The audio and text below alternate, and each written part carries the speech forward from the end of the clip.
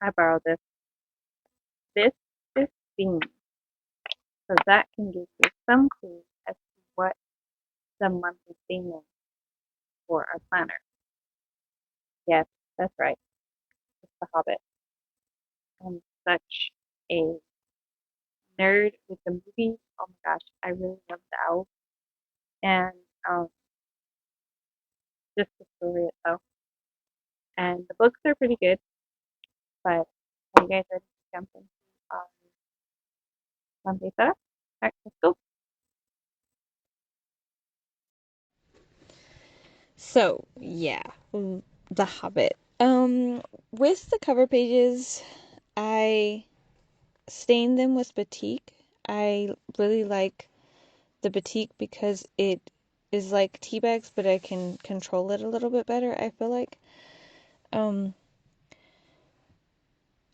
and then I used a number 10 pen for the line work and a number 3 pen for the words. And I think probably should have used a size 1 pen for the words because some of them were a little hard to do with the 3. But I left the Dwarven text light because I wanted it to seem like it was, because that was only shown in the moonlight, so I wanted that to be kind of um, reminiscent of that. And of course, the dragon has to be the spot of color. Every one of my cover pages has to have at least one spot of color, and the dragon had to be that. I really like the Hobbit movies a lot. The books were good, but the movies, I really loved watching the elves. And if you don't know this about me, I am a huge magical, mythical creature, and elves and dwarves and all of those magical things really interest me a lot. And so, obviously, because most of my books are centered around elves, but I really liked watching the elves in the movies a lot, and The Hobbit was one of my favorites. So I think that the map came out really good because I tried to just focus on highlighting parts of it, not all of it, and so I feel like it kind of contrasted great. And then with the calendar, I did my same format of 4 days on one side, 3 days on the other.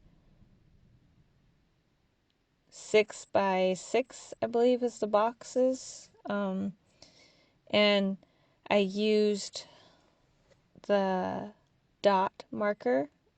It's the butter color. I really like the butter color. I don't know why, but. And then I used a number 3 for the lettering and a number 10 for the lines of it. And then I found the Hobbit text and I used that for May. But I got a little lazy and just tried to do it kind of similar to the text on the main page, or on the cover page for the Monday, Tuesday, Wednesday, Thursday, Friday. And of course, I had to add Sting and his pipes, so I mean, that just completed the calendar page. And then with the projects page, I wanted to do the door, obviously. I'm not quite sure what I'm going to do besides the door on this page, if it's going to be my word count or what I'm going to do quite yet. But the green for the stones, I actually thought it was supposed to be like a blue-gray, but it came out more green. I'm okay with that. And then obviously I did the green door. And for the projects section, I just wrote out projects and then carried the green color over to highlight the words. But I kept them the same as I always do, which is home, YouTube, events, library, business, press, and platforms. Because if I keep them tied to my quarterly goals and quarterly sections, then I can make sure that I'm pulling things in that I need to. So I'm really happy with the way that came out. And of course, we had to put the one ring on the bottom. For the weekly spreads, I cut out tabs. I struggled a little bit. I tore one of them a little bit, but I think tabs can be really fun for weeks because there's a lot that you can put up on the top of it, which I wanted to do the word count up at the top so I could see it every week, but I'm not quite sure if I'm going to do that or not. So I'm just leaving that blank for now.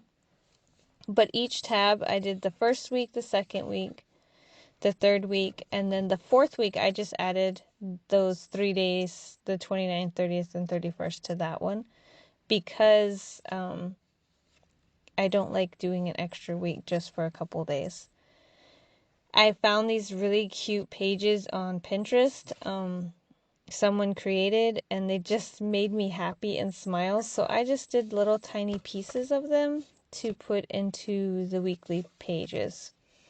Later on, I also added a couple of stickers of like dragons and stuff. But I really like the way that the tabs are on the top. I did this in my 2022 journal, and it made it a lot easier to find things. With the final pages, the wizard hat, I had to add Gandalf's hat. But the big accomplishments, small accomplishments, and lessons changes, those are ones that I like to keep in there just because I want to think about the big things that happen throughout the month, and also just the small things that happen that are great, and anything else I want to change, and also the memories page. I had to add the Dwarven key onto the memory page, and I had to add this elf because I can never say her name, so I'm just but I really like her, and she reminds me of my main character Papa Kusigun in the Hidden Powers series, except Papa Kusigun's a little bit more brown. But the badass elf, yeah, that's Papa Kusigun. So overall, I really like the way that the month came out, and I'm hoping that it gave you some ideas on how to do a spread or a layout for a month. And if you guys really enjoyed the video, please hit the like button, follow along because I do plan with me's every month, as well as art projects and all kinds of other things. And we'll see you in the next video. Alright, bye Mappy!